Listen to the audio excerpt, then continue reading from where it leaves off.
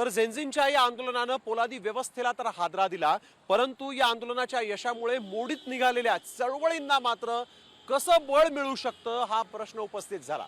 पहा या रिपोर्टमध्ये।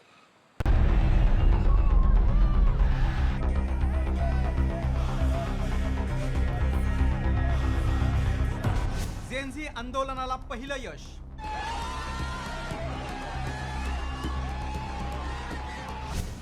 लाठ्याकाठ्या खाल्ल्या मात्र तरुणाई जिंकली। देशातील चळवळींना बळ देणारं आंदोलन।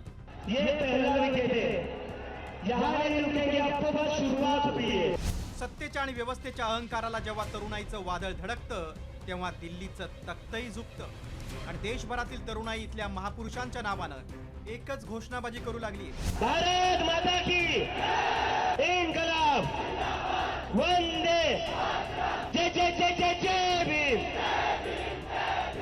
35 दिवसांपासून देशातल्या तरुणांनी सत्ताधाऱ्यांविरोधात छेडलेल्या आंदोलनाचा शेवट केंद्रीय शिक्षण मंत्री धर्मेंद्र प्रधानांच्या राजीनाम्याने झाला आणि जेनझी आंदोलनाला पहिलं यश मिळालं। त्यामुळे जेनझी आंदोलकांनी याला स्वातंत्र्याचा दुसरा लढाच म्हटलंय। देश के फ्यूचर की जीत है, ये देश के आम आदमी की जीत है। जिन लोगों ने इस देश में लोकतंत्र खत्म कर दिया था, लोकतंत्र में सवाल पूछने को गुनाह मान लिया था, आज उन लोगों से हमने अपना देश वापस ले लिया है। अभी सिर्फ शुरुआत हुई है, हम अपनी पूरी देश की शिक्षा व्यवस्था को बदलेंगे। मात्र या आंदोलनाचं यश केवळ एका राजीनाम्यापुरतं मर्यादित नाही। देशात ज्या लोकशाही मार्गाने चाललेल्या चळवळी प्रशासनानं व्यवस्थेनं दाबून टाकल्या होत्या त्या सर्व आंदोलनांना या विजयामुळे एक नवीन संजीवनी आणि बळ मिळाले। जेनझीचं हे पहिलं ऐतिहासिक आंदोलन देशातील चळवळींचा नवा किरण कसं ठरलंय पाहू। सोशल मीडियाच्या माध्यमातून कोट्यावधी तरुणांना एकत्र आणून जंतर मंतरवर तरुणांची धडक होती। होय मी झुरळ आहे या व्यंग्यात्मक टॅगलाईनला आंदोलनाचं हत्यार बनवलं। कोणत्याही प्रस्थापित राजकीय पक्षाचा पाठिंबा न घेता 30 वर्षांच्या अभिजित दिपके यांच्या नेतृत्वाखाली दिल्लीच्या पोलादी व्यवस्थेला धडक दिली। वेळोवेळी लाठी हल्ला आणि दडपशाही होऊनही आंदोलनावर ठाम राहिले। सोनम वांगचूक यांना उचलून नेलं तरी आंदोलक प्रधानांच्या मागणीवर ठाम होते। देशात ठिकठिकाणी आंदोलनाचं लोण पोहोचलं आणि सत्ताधाऱ्यांना नमतं घ्यावं लागलं। प्रधानांनी राजीनामा दिला आणि तरुणाईचा ऐतिहासिक विजय झाला। ये जो लाठियां चलाई है ना अपने अमित शाह और मोदी के नाम पर, अभी एक इस्तीफा हुआ है, याद रखना कॉकरोच से पंगा नहीं लेना है। अगर एक मंत्री का इस्तीफा ले सकते हो तो तुम लोग क्या हो, तुम्हारी हमने लाठियां खा ली, सर फुड़वा लिया। इस देश के स्टूडेंट्स ने बहुत हिम्मत वाला काम करा है। गेल्या काही वर्षात देशभरात अनेक जन आंदोलनं झाली। शेतकरी, कामगार आणि विद्यार्थ्यांचे लढे पोलिसांनी दडपून टाकण्याचा प्रयत्न केला। मात्र या जेनझीच्या आंदोलनानं देशातील अनेक संघटनांना आणि चळवळींना नवं बळ दिलं। या जेनझीनी सरकारच्या झिंज्या उघडलेल्या आहेत आणि त्यांना जमिनीवरती पूर्णपणे आणलेलं आहे।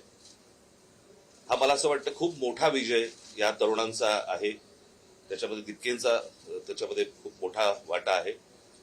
पण सरकारला उशिरा का होईना जाग आली, त्यासाठी अनेक तरुण विद्यार्थ्यांची डोकी फोडावी लागली, रक्त सांडावं लागलं, हाडं मोडून घ्यावी लागली। दुर्दैवानं हे घडलं, पण त्याचं फळ एक चांगलं मिळालं। लोकशाहीत जनतेचा आणि तरुणांचा आवाज कधीच दाबता येत नाही हेच या लढ्यानं पुन्हा सिद्ध केलं। तसंच कामगार, शेतकरी आणि स्थानिक प्रश्नांवर लढणाऱ्या संघटनांना पुन्हा मैदानात उतरण्याचं धैर्य मिळालं। त्यामुळे लोकशाही मार्गाने आंदोलन करणाऱ्यांसाठी नवा अध्याय सुरू झालाय। तमाम मांगे जो हमारी थी वो मान ली गई है, तो हम इमीडिएट इफेक्ट से प्रोटेस्टर्स से रिक्वेस्ट करते हैं कि आप विड्रॉ करें, पीसफुली अपने घर वापस जाएं और आगे की जो भी हमारी रणनीति होगी या बातचीत होगी उससे हम आपको अवगत कराएंगे। लेकिन प्रोटेस्टर्स से हम रिक्वेस्ट करते हैं कि इमीडिएट इफेक्ट से आप विड्रॉ करें, हमारी मांगे जो है वो मान लीजिए। या जेनझी तरुणाईला सोशल मीडियात आणि रील्समध्येच मग्न समजलं जात होते, त्याच तरुणाईनं आज देशाच्या राजकारणाला आणि व्यवस्थेला मोठा धडा शिकवला। दिल्लीतील या विजयाची धग आता देशाच्या कानाकोपऱ्यात पोहोचली। दडपून टाकलेल्या प्रत्येक चळवळीला आता नवा श्वास मिळालाय। त्यामुळे प्रधान यांच्या राजीनाम्यानं या आंदोलनाचा शेवट झाला असला तरी ही देशभरातल्या मोडीत निघालेल्या चळवळींसाठी नवी सुरुवात मानली जाते। भरत मोहोळकर, स्नेहिल शिवाजी आणि माधव सावरगावे, साम टीव्ही न्यूज, दिल्ली। वंदे